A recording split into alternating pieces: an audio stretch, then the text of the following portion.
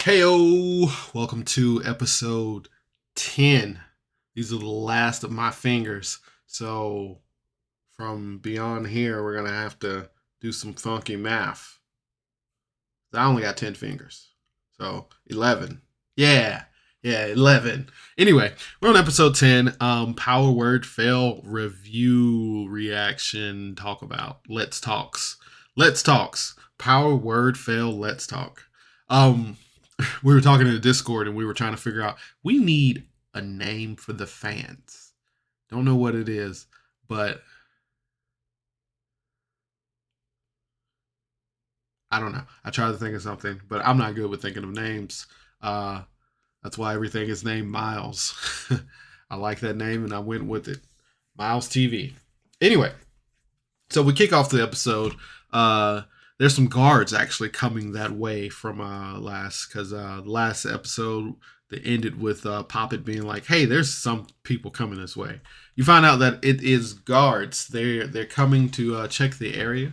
Apparently, they heard about a fight that took place here. Um, Everyone instantly suspects that it was Christopher that tipped off the guards. Did he? Did he not? Who knows? They can't really be sure, but the guards are just kind of like checking that they have a little drunk vibe going on about them. So it was just kind of weird that they showed up right after a big fight. But again, it wasn't a quiet fight. It was not a quiet fight. There was a lot of screaming, a lot of explosions, a lot of magic, all that kind of stuff. So they're the guards may have heard it and just wanted to come up, but then they did say there was talks of a murder nearby. So, did Christopher rat them out or did he not? And is he under the control of Zeus? And did this help like that? Anyway, another cool thing is you find out that Spunk applies magic with his tongue. So whenever he does his magic, whenever he heals somebody, it's just a frog tongue hitting you on the back of the neck. And that just sends shivers down my spine. They heard about that's the guards. Everyone thinks it was Christopher that ratted them out. Of course, yeah. Evangeline always giving Christopher the benefit of the doubt. She's like, maybe it wasn't him. Maybe it was somebody else. Maybe, we were like right by the kingdom walls because it's not like they went that far away. So maybe somebody did see them. They talk about their next move, going into the hole with the monster or whatever they can do next. They know it's a monster down there, so they're just trying to figure out their best tactics of how to proceed forward.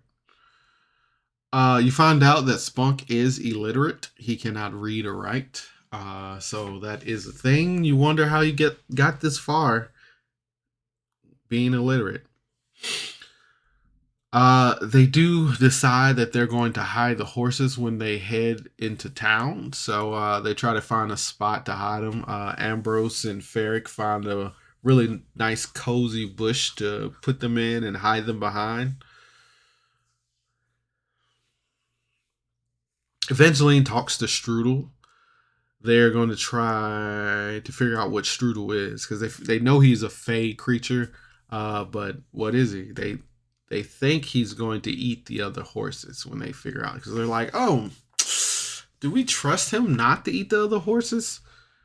So, man, okay.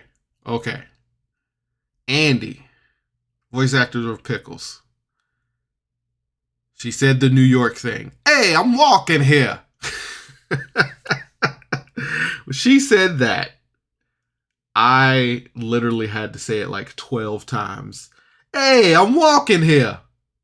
What are you doing? I'm walking here. I just had to point that out. That was hilarious to me because like she's from New York, so she does it perfectly. I just imagine Andy Pickles or Andy's like across the street from New York and somebody bumps into them like, hey, I'm walking here. But anyway, they finally head towards the secret tunnel. Um, Ambrose and Poppet goes into the tunnel first because Poppet can be resummoned, but Ambrose is a master of the night. He's Ambrose Boussant. Vengeance. Anyway, so they hop down into the tunnel. Now, this part is real important. Carlos' son has a pee toe, and he needs everybody to know. Um, Carlos' son bursts into the room and he says, "I have a pee toe." It is hilarious. Best part of the episode. Anyway, continuing on. Evangeline can watch through Poppet eyes. She blinks and then her eyes becomes Poppet eyes. So they kind of like explore the sewer with Ambrose. They find out that this tunnel is a bit of a sewer. There's water in the tunnel. It's about 5 feet deep. So eventually the group comes down and Pickle's like, I can't stand in this. So I think she ends up climbing on Ferric, but there are like little ledges on the side. I think they might be too high, but they ended up getting planks or something. They proceed through the tunnel as a group. Eventually they come to a fork in the tunnel. There's a tunnel going this way and there's a tunnel going that way. And Evangeline sends Poppet down the tunnel. He goes down the first tunnel and he sees a door. And that's all he sees down there. She brings him back. She sends him down the other tunnel. And there's a dead end. Mirage thinks there's more down there because dead end usually means like secrets, magic, blah, blah, blah. So they head down there and they found like a mound of dirt. And Ferric kind of looks through it and he sees a button and he presses the button and you can hear it click. They can't figure out where it goes to, so they're like, we'll worry about that later. So they're just like, well, this dead end can't just be a dead end. So Ferric ends up casting Knock and a little bit of rule searching. The wall in front of them ends up crumbling, and behind it is a gnome in like a little living room for a gnome. And the gnome instantly freaks out. What the hell y'all doing? What's going on? They end up calming the gnome down and asking him for information, and like you find out that he's hiding out in the sewers because he gambles and he might owe somebody some money. He's not like hiding from Zeus or anything like that.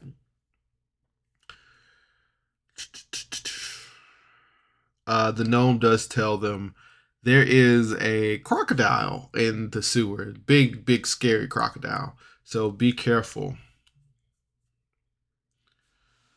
They're getting ready to leave, and Spunk takes a poop in his hand and puts it on the gnome's desk. Gnome freaks out and just like, man, you guys have just been horrible guests since you showed up.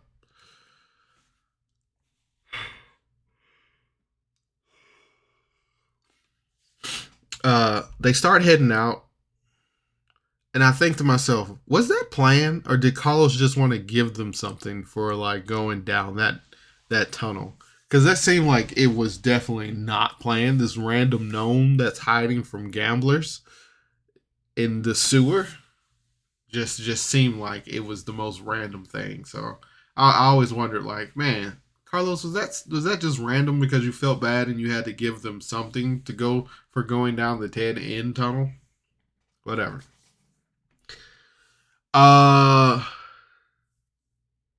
They head to the other tunnel and they find a chest filled with like magical gear. I think a potion, some scrolls, and something else.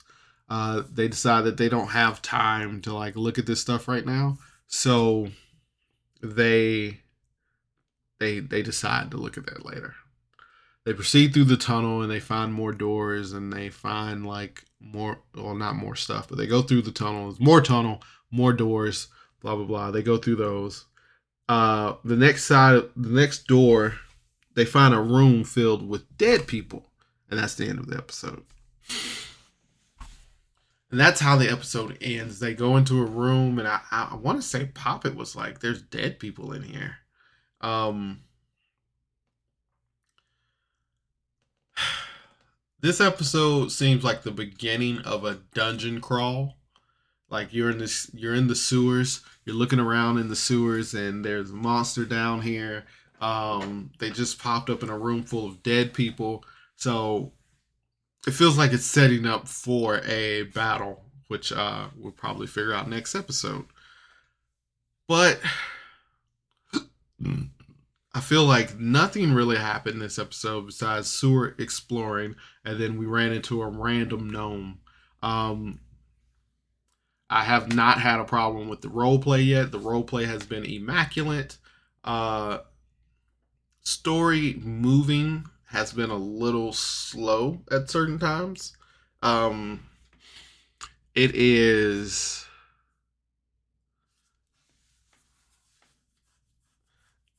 I think it's almost like a choice. Like, do you want good role play or do you want a good story? And which I mean, it's both. But I mean, a role play pace. So they're in these sewers, and they're just kind of looking around, and I felt like nothing happened. They went down this one sewer, they saw this gnome, and he was just like, "I'm the information gnome. There's a crocodile down here, and you broke my wall." So it was just kind of like, there's you know there's something missing. It still was a good episode. I still enjoyed it. I will give this episode 7 hit dice out of 10. Just because it was just like a lot of stuff that didn't need to happen, but we may find out that it is important later. But right now it's just kind of like, why do we have to do that? But you know, as they say in New York, hey, I'm walking here. Oh, Andy's gonna hate me. Anyway, a little bit of a shorter episode today. So remember, you are loved, you are important, and you matter. Thank you for tuning in. Don't forget to like, comment, and subscribe. Tell me how you liked the episode. Tell me what you thought was wrong with it. If anything, you have a good night. Bye.